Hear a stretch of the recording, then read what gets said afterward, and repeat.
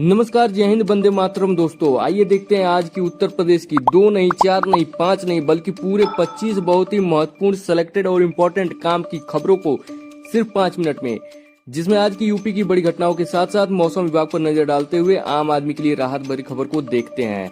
तो घड़ी में 6 बजने से पहले चैनल को सब्सक्राइब नहीं किया तो जरूर करें ताकि ब्रेकिंग अपडेट की जानकारी आपको मिल सके। चलिए दोस्तों, आए नजर डालते हैं आज की पहली बड़ी खबर पे, जो कि शाहजहांपुर में महायोजना 2031 लागू, अब सुनियोजित ढंग से होगा शहर का विकास। शाहजहांपुर में महायोजना 2031 को लागू कर दिया गया है। प्रशासन ने जुलाई 2022 में इसकी तैयारियां शुरू की थी। अब इस योजना को 20 सितंबर से प्रभावी कर दिया गया है। कलेक्ट्रेट स्थित विनियमित कार्यालय में महायोजना का नया नक्शा लगाया जाएगा, जिससे लोग शामिल क्षेत्रों की जानकारी ले सके। इस महायोजना के तहत सीतापुर, बरेली, हरदोई, पीलीभीत, मोहम्मदी, जलालाबाद और पुवाया मार्गों का विस्तार किया गया है। ये योजना शहर के सुनियोजित विकास में अहम भूमिका निभाएगी। एक और बड़ी खबर आ रही है दोस्तों, आपको बता दें, कुंभ मेले में महिला चालकों के हाथ होगी इलेक्ट्रिक बसों की स्टीयरिंग। यूपी में बनाए जाएंगे ग्रीन रूट। कुंभ मेले में श्रद्धालुओं को अब महिला चालक इलेक्ट्रिक बसों से पहुंचाएंगी। यूपी में ग्रीन रूट तैयार किए जा रहे हैं, जिन पर सिर्फ इलेक्ट्रिक बसें चलेंगी। यूपीएसआरटीसी ने महिला चालकों की भर्ती शुरू कर दी है और यह प्रक्रिया संविदा के आधार पर होगी। अनुमान है कि 3000 महिलाओं को ड्राइविंग का प्रशिक्षण दिया जाएगा। महिला चालकों की यह पहल पर्यावरण संरक्षण के साथ साथ महिला सशक्तिकरण को भी बढ़ावा देगी। अब इधर देखिए, अगली खबर आ रही है। गोरखपुर से इन शहरों के लिए चलेंगी इलेक्ट्रिक बसें। इन 9 प्रमुख रूटों पर होगा संचालन। गोरखपुर से अयोध्या, वाराणसी और अन्य प्रमुख शहरों के लिए दिसंबर के पहले सप्ताह से इलेक्ट्रिक बसों का संचालन शुरू होगा। यूपी परिवहन निगम ने 20 नई इलेक्ट्रिक बसों को मंजूरी दी है, जो 9 प्रमुख रूटों पर चलाई जाएंगी। इन बसों से यात्रियों को एक आरामदायक और प्रदूषण मुक्त सफर का विकल्प मिलेगा। गोरखपुर से सोनौली, आजमगढ़, गाजीपुर, महाराजगंज और पडरौना जैसे शहरों तक इन बसों का संचालन किया जाएगा। चलिए नजर डालते हैं एक और बड़ी खबर पे। लखनऊ चंडीगढ़ एक्सप्रेस ट्रेन में लूट, कई महिलाओं के आभूषण लेकर फरार हो गए बदमाश। रविवार को लखनऊ चंडीगढ़ एक्सप्रेस में महिलाओं से लूट की घटना हुई। ट्रेन बरेली और रामपुर के बीच खड़ी थी, जब बदमाशों ने खिड़की के पास बैठी महिलाओं के आभूषण लूटे और फरार हो गए। पीड़ित महिलाओं ने शोर मचाया, लेकिन कोई पुलिसकर्मी समय पर नहीं पहुंचा। सहारनपुर जीआरपी पर रिपोर्ट दर्ज नहीं करने का भी आरोप लगाया गया है। रेलवे पुलिस ने घटना की जांच शुरू कर दी है और आरोपियों की तलाश की जा रही है। अब इधर देखिए, अगली खबर आ रही है। कागज दिखाकर विरोध करते रह गए दुकानदार, बुलडोजर ने गिरा दी दर्जनों दुकानें। सरोजनी नायडू मार्ग पर नगर निगम ने सोमवार को पक्की दुकानों को ध्वस्त कर दिया। दुकानदारों ने कोर्ट में मामला लंबित होने का हवाला देकर विरोध किया, लेकिन नगर निगम ने 3 बुलडोजर लगाकर 22 दुकानों को ढहा दिया। ये ध्वस्तीकरण महाकुंभ के लिए सड़क चौड़ीकरण परियोजना के तहत किया गया है।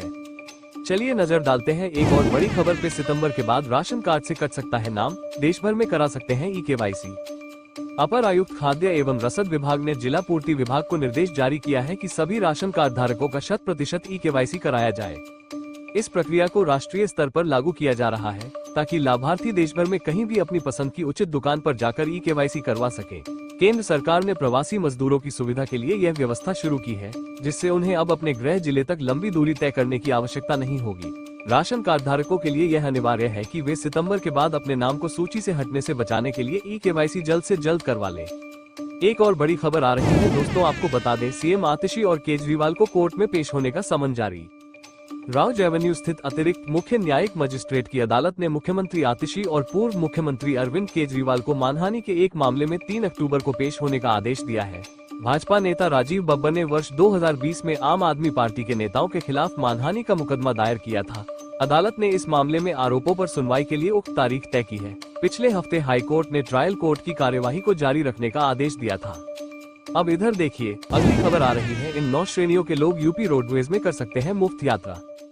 उत्तर प्रदेश में कुछ खास श्रेणियों के लोगों को यूपी रोडवेज की बसों में मुफ्त यात्रा की सुविधा मिलती है। राज्यसभा या लोकसभा के सदस्य, विधानसभा और विधान परिषद के पूर्व सदस्य, स्वतंत्रता सेनानी, विकलांग व्यक्ति, मान्यता प्राप्त पत्रकार, पुरस्कृत शिक्षक और वीरता पुरस्कार से सम्मानित पुलिस एवं सेना के जवानों को ये सुविधा प्रदान की जाती है। इसके अलावा 5 साल तक के बच्चों को मुफ्त यात्रा और 5 से 12 साल तक के बच्चों को किराए में 50% की छूट दी जाती है। छात्रों के लिए मासिक पास की भी सुविधा है, जिससे उन्हें रियायती दरों पर यात्रा की सुविधा मिलती है। एक और बड़ी खबर आ रही है दोस्तों, आपको बता दें, यूपी में 42,000 लोगों के बिजली कनेक्शन काटने का फैसला। महमूदाबाद वितरण खंड के करीब 42,000 से ज्यादा बिजली उपभोक्ताओं के कनेक्शन काटे जा सकते हैं। यह फैसला उन उपभोक्ताओं के खिलाफ लिया गया है जिन्होंने कई नोटिस मिलने के बावजूद बिजली बिल जमा नहीं किया है। विभाग के अनुसार इन उपभोक्ताओं पर करीब 124 करोड़ रुपए का बकाया है। विभाग ने चेतावनी दी है कि अगर 1 सप्ताह के भीतर बकाया राशि का भुगतान नहीं किया गया तो उनका बिजली कनेक्शन काट दिया जाएगा। चलिए नजर डालते हैं एक और बड़ी खबर पे। 1 अक्टूबर से ट्राई के नए नियम लागू, टेलीकॉम कंपनियों पर सख्ती। 1 अक्टूबर 2024 से ट्राई के नए नियम लागू होने जा रहे हैं जो एयरटेल, बीएसएनएल, जियो और वीआई के ग्राहकों पर सीधे असर डालेंगे।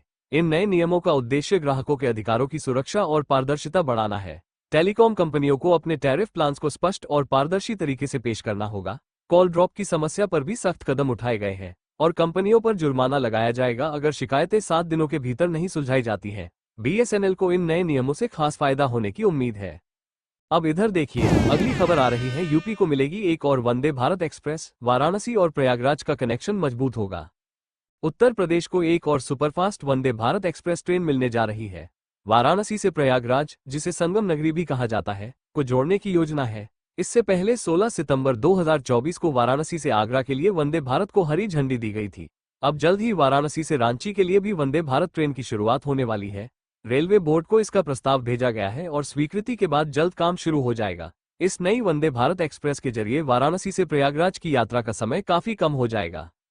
चलिए नजर डालते हैं एक और बड़ी खबर पे। वाराणसी में गेल की पाइपलाइन फटी, गैस की गंध से फैली अफरा तफरी। वाराणसी में खुदाई के दौरान गेल की पाइपलाइन फटने से इलाके में अफरा तफरी मच गई। गैस की तेज गंध के कारण लोग घरों से बाहर निकलने पर मजबूर हो गए। सेंट्रल जेल के पास अंडरग्राउंड केबल कटने के कारण 1.5 घंटे तक बिजली गुल रही।